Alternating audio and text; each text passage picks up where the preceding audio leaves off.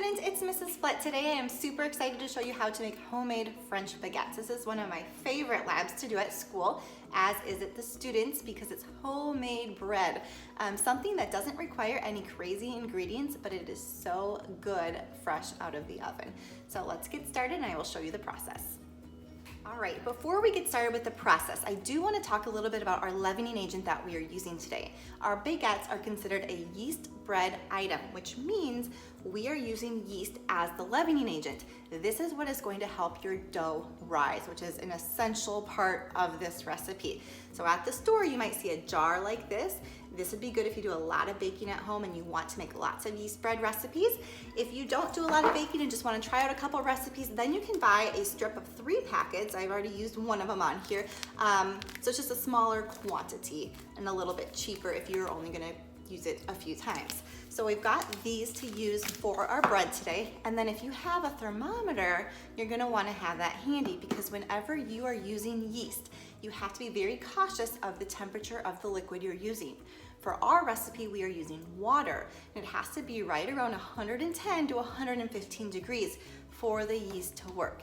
If it's too cold, it will not activate. Your dough will not rise. If your water temperature is too hot, it kills the yeast, and again, it will not work. So if you have a thermometer, use that to get between that 110 and 115 degree range. If you don't have a thermometer, what I always tell students to do is put your hand underneath running water.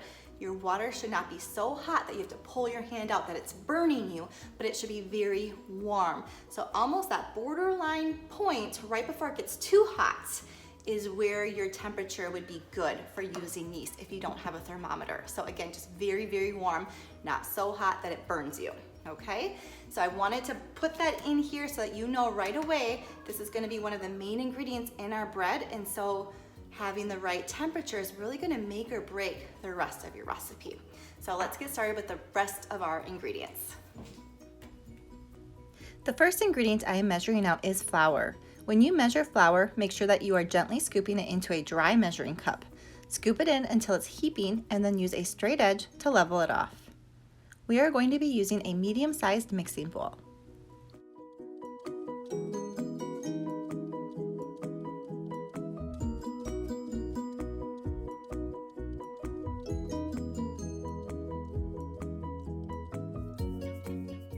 The next ingredient that we are adding in is 1 tablespoon of white sugar.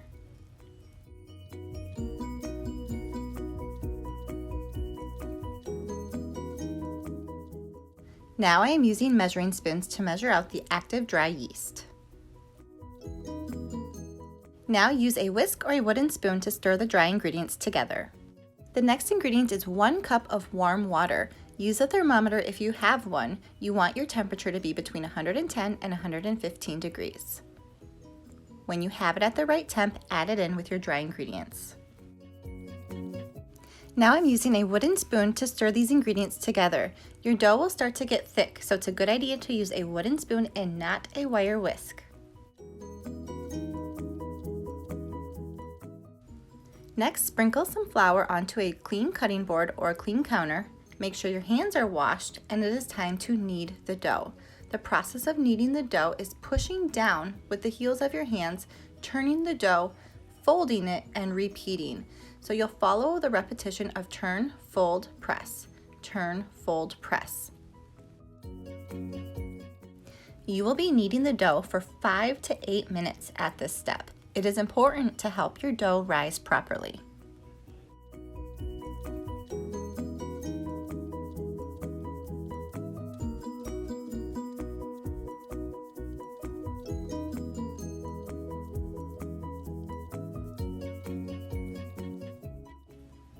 After kneading the dough, cover it with a clean towel and set it aside for about 15 minutes.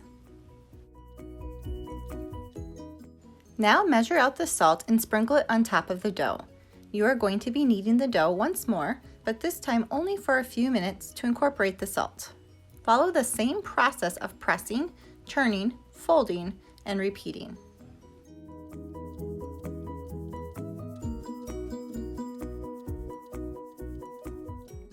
Spray a medium or large size bowl. Put the dough in and flip it over one time so there's a light coating of grease on both sides of the dough. You are going to be covering it and setting aside to rise for about 45 minutes or until the dough doubles in size.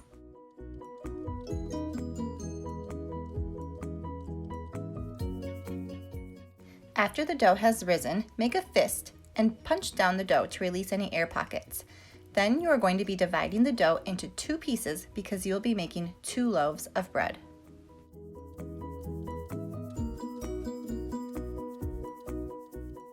Next, use a rolling pin to make a large rectangle with your dough. You want it to be about 8 by 12 inches.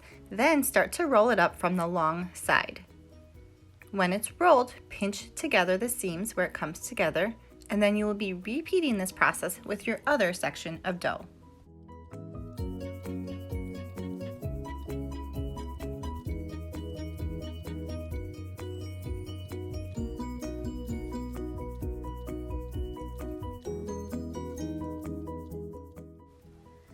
Then I'm using a sharp knife to make slashes on the top of each loaf. I'm spacing them out about 1 to 2 inches.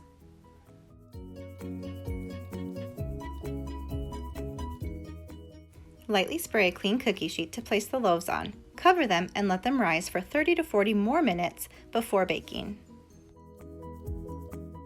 Next, mix together the egg white and water to brush on top of the bread. I am using a pastry brush to do this.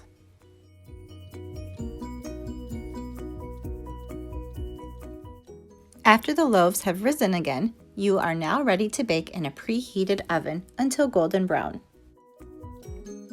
Enjoy!